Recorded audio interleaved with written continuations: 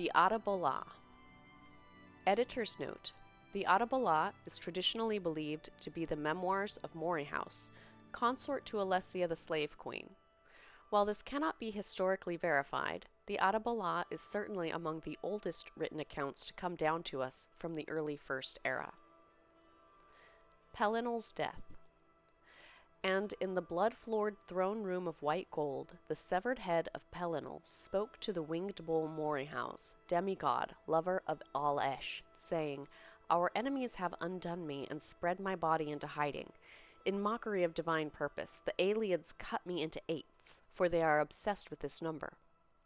And Morihaus, confused, snorted through his ring, saying, "Your crusades went beyond her counsel, Whitestrake, but I am a bull, and therefore reckless in my wit.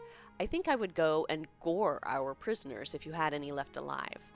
You are blood made glorious, uncle, and will come again, as fox animal or light. Cyrod is still ours." Then Pelinal spoke again, for the last time. "Beware, Morihaus, beware. With the foresight of death, I know now that my foe yet lives. Bitter knowledge to take to my grave.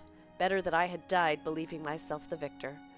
Although cast beyond the doors of night, he will return. Be vigilant. I can no longer shield the host of men from Umaril's retribution."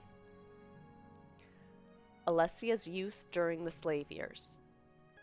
Perif's original tribe is unknown, but she grew up in Sard, a non-Sardavar lead, where the Aliads herded in men from across all the Neban: Kothri, Need, Algema, men of Creth, though these were later known to be imported from the north; Keptu, men of Gay, who were eventually destroyed when the flower king Nilichi made great sacrifice to an insect god named Lost; Alhared, men of Ket, others.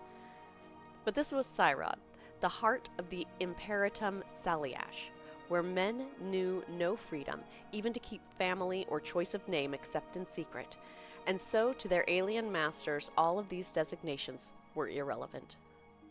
Men were given over to the lifting of stones and the draining of the fields and the upkeep of the temple and road, or to become art tortures for strange pleasures, as in the wailing wheel of Vindicel and the gut gardens of Saracen, and flesh sculpture, which was everywhere among the slaves of the Aliads in those days. Or worse, the realms of the Fire King Hadhul, where the begetting of drugs drawn from the admixture of daedrons into living hosts let one inhale new visions of torment, and children were set aflame for nighttime tiger sport. Morihaus explains Alessia's names. Then Morihaus said to them, "In your tales you have many names for her. Alessia, given to her in awe, that, when translated, sounds like a redundancy, the high, from which come the more familiar corruptions: Aleshut, Aisha, Alessia. You knew her as Paravant, given to her when crowned first of its kind, by which the gods meant a mortal worthy of the majesty that is killing, questing, healing, which is also Paravel, Pavesh, Parethu, Perif, and, in my case, for it is what I call her when we were lovers, Parabanya. Though she is gone to me, she remains bathed in stars, first Empress, Lady of Heaven, Queenut Cyrod."